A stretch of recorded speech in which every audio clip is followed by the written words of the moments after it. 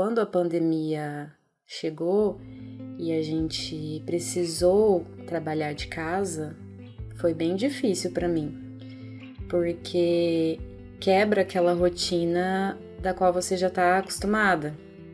Então, o meu processo de adaptação foi bem difícil. Eu tive um processo de desmotivação, eu não conseguia seguir uma rotina.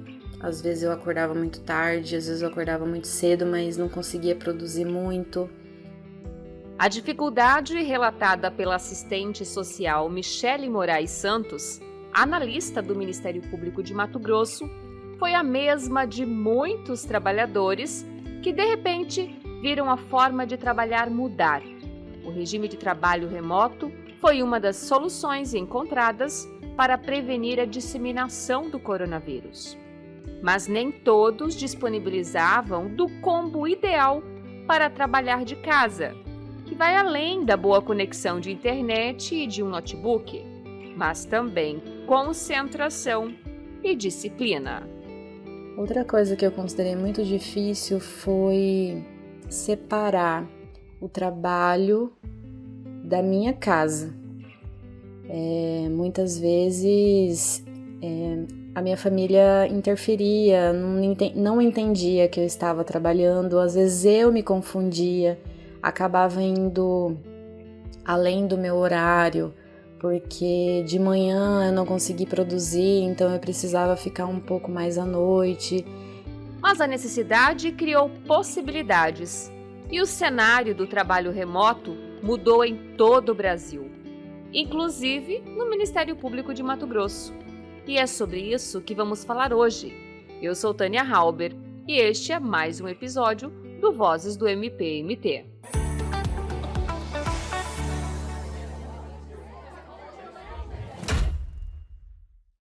Segundo a Organização Internacional do Trabalho, antes da pandemia, 8 em cada 100 trabalhadores no mundo trabalhavam no regime do teletrabalho.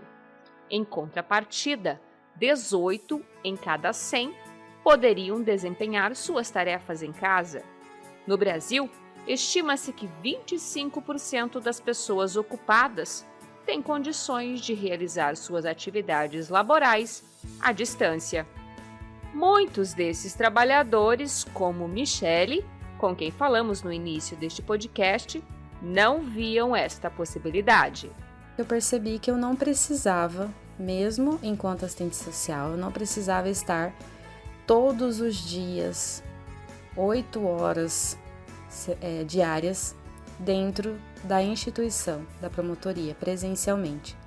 Eu percebi que eu tinha uma flexibilidade no meu trabalho, então eu poderia estar trabalhando de casa, fazendo os relatórios, as articulações via telefone, por e-mail, WhatsApp, e quando era necessário eu ia até a promotoria, pegava o carro, fazia visita domiciliar, fazia visita institucional.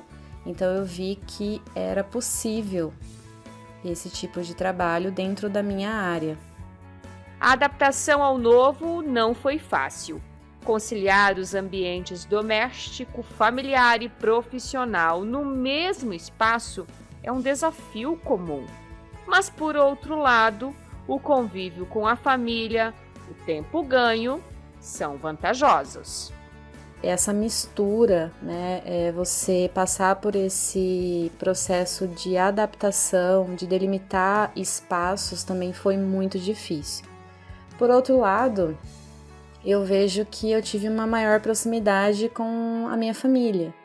Eu tive o privilégio de ter avós, de conviver com os meus avós. Infelizmente, a pandemia os levou, mas eu pude viver 1 ano e meio, mais ou menos, com eles. Então, tomar café da manhã junto com tranquilidade, sem aquela correria, almoçar junto, porque geralmente eu almoçava na promotoria. Passar um tempo a mais com eles foi uma coisa que eu não teria, jamais, se eu tivesse no meu trabalho normal, na minha rotina padrão. Com todas estas possibilidades, metas foram criadas e Michele passou a integrar o grupo de servidores do MPMT, beneficiado pelo Programa de Trabalho Remoto. Conversamos com a promotora de justiça Claire Vogel Dutra, que coordena a Comissão de Gestão do Teletrabalho no Ministério Público. Segundo ela, apesar da regulamentação já existente desde 2019, permitindo que servidores pudessem usufruir do trabalho não presencial, havia pouca adesão. Durante a pandemia, nós verificamos que houve uma adaptação grande dos servidores, né? Muitos acabaram gostando, inclusive, mais, conseguindo produzir melhor, tendo aí uma qualidade, no sentido de ficar mais próximo da família e conseguir desempenhar outras atividades simultaneamente ao trabalho. Então, após o fim da pandemia, a gente percebeu que houve uma adesão bem maior, né, aos quadros, a quantidade de solicitações de teletrabalho daquele ato administrativo anterior, que é o teletrabalho já regulamentado pelo Conselho Nacional do Ministério Público e que a gente transportou aqui para o Ministério Público de Mato Grosso. Houve uma adesão muito grande e os casos, né, os pedidos aumentaram muito. Em fevereiro de 2020, eram 9 servidores lotados na capital e no interior, contemplados pelo programa. Atualmente, são 217, e este número pode aumentar, respeitando o limite de 50% das equipes, conforme regulamentação do Conselho Nacional do Ministério Público. E para que seja contemplado, o servidor precisa cumprir metas de trabalho. Para ficar no teletrabalho, verifica-se a necessidade de um trabalho de 30% a mais. Né? A pessoa ela não está vinculada à folha de frequência, ela não precisa mais bater ponto, ela faz a própria jornada de trabalho de acordo com a disponibilidade, mas ela precisa entregar uma produção 30% maior do que a que ela fazia quando estava no trabalho presencial. Estas metas são definidas conjuntamente entre o servidor e chefe de cada setor. Quem nos explica sobre este processo é a gerente de desenvolvimento Gisele Cristina de Souza. Quem pode pedir o teletrabalho? Todo servidor efetivo estável ou comissionado que não incorram nos casos de vedações descritos no Ato 862/2019 poderão, após o diálogo e com anuência de sua chefia imediata, solicitar o teletrabalho. Uma vez incluído no programa de teletrabalho, o servidor deve observar o cumprimento de todas as metas acordadas com a chefia no plano de trabalho. O teletrabalho é facultativo, não constituindo direito ou dever do servidor, podendo tanto a chefia imediata quanto o próprio teletrabalhador requerer seu encerramento, desde que justificado, a qualquer tempo. E você? Sua profissão permite a realização das atividades laborais à distância? Isso já é realidade no seu ambiente de trabalho? Na sua opinião, há mais pontos positivos ou negativos neste regime? Já falamos aqui sobre os horários flexíveis e o ganho de tempo por quem trabalha de casa. Mas há também discussões sobre a garantia da qualidade de vida no trabalho para que as metas sejam cumpridas sem sobrecarga ao trabalhador. No MPMT, esta é uma das preocupações da Comissão de Gestão do Teletrabalho. A ideia de desvincular da jornada de trabalho é com que a pessoa trabalhe realmente de acordo com a sua disponibilidade e conseguindo adequar aí o seu trabalho com outras atividades no decorrer do dia. Nós temos um núcleo de qualidade de vida, né, o nosso programa Vida Plena, que a gente faz acompanhamento de várias pessoas, inclusive também pela Comissão de Gestão de Teletrabalho. Hoje eu não identifico nenhum desafio em relação ao teletrabalho.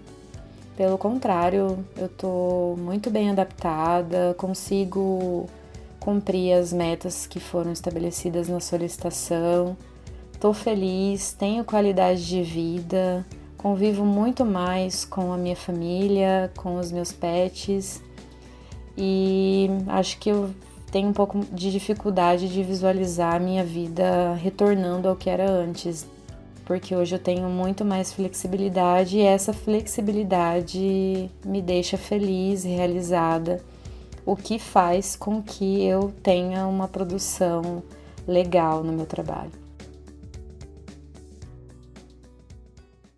Vozes do MP-MT é uma produção do Departamento de Imprensa e Comunicação do Ministério Público do Estado de Mato Grosso. Você tem acesso a mais episódios em nosso site www.mpmt.mp.br. Eu sou Tânia Halber, jornalista responsável pela produção e apresentadora deste podcast. A edição é da estagiária de rádio e TV Isabelle Yuli Hirano Marques, sob supervisão de Anderson Pinho. A identidade sonora é de Faber Cardoso. A coordenação é da jornalista Clênia Goretti. Obrigada e até o próximo episódio.